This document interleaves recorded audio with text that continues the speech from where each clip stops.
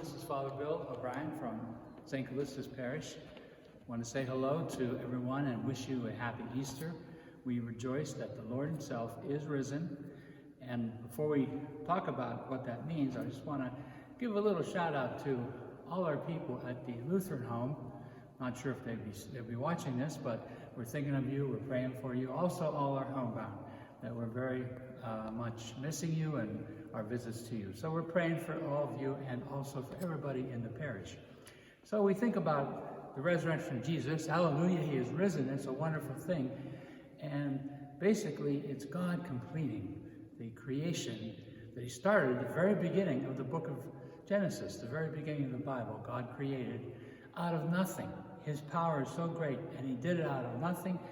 He created, he did it through the Word, Jesus, the Word made flesh, came to us later, and Jesus completes this creation. Remember when God looked at all these things, he looked at it and said, it is good. So it's a wonderful, beautiful, good creation.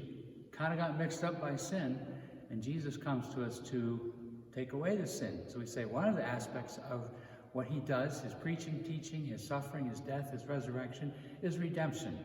St. Paul says, what can separate us from the love of Christ? Nothing. He says, neither famine nor persecution of the sword. He names all these terrible things that he himself went through. He says they can't separate us from the love of Christ. So it's really good news. We might add the pandemic going on now.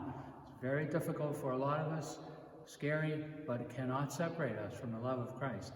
And one of the wonderful things about the resurrection is Jesus doesn't hold any grudges. There's an old joke that says, one of the disciples comes to the apostles and says, I got good news and bad news.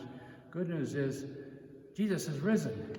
The bad news is he wants to talk to us about last Friday. He's a little upset. Everybody ran away except John. But no, we see it when Jesus rises in the stories. What's he tell the women that see him? Tell my brothers that I go ahead of them to Galilee. He calls them brothers. There is no recrimination, no harboring any grudge or anything like that. And this is part of the beauty of God's freedom. When he rises, all is forgiven. And so there's that whole sense for all of us. If I have something I've done wrong in the past that is really bothering me, of course, as a Catholic, I should go to confession, but we know God doesn't hold grudges. He forgives us. He sets us free. So that's a big part of this, the redemption. Then we also have the whole sense of you're a new creation. Jesus is the harbinger, the one who brings this new creation when he rises. What good news. In the early church, they wrote this prayer about the Paschal candle, which represented Christ, which we can see here. Beautiful candle that we have this year. And that's prayer called the Exultet says, oh, happy fault. They were kind of glad that Adam and Eve sinned because that made it clear that God had to come to us and we get to know Christ in a more personal, kind of intimate way. It's a wonderful thing. But he tells us, you are made a new creation. And so when we get baptized, we're joined with Jesus in his suffering and death and in his resurrection. So there's so many good, wonderful things that happen with that. So we would say we are a new creation. God has refashioned us in the image of his Son through the power of the resurrection and our sharing in it through baptism. So we have a whole 50 days to kind of unpack this great mystery. What does that mean to be transformed and risen with Christ? And St. Paul says when we suffer with Christ, we hope to share in his resurrection. So we say we do share in that resurrection.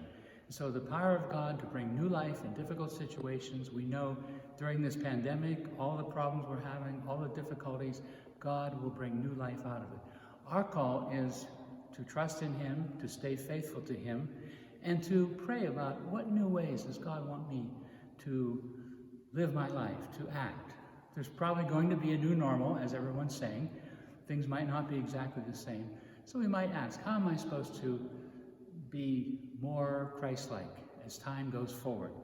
One of the things that's happening is probably a good thing. A lot of people are spending time with their family that might be out of work. And so how am I supposed to relate to my family? More loving, more caring, more giving way.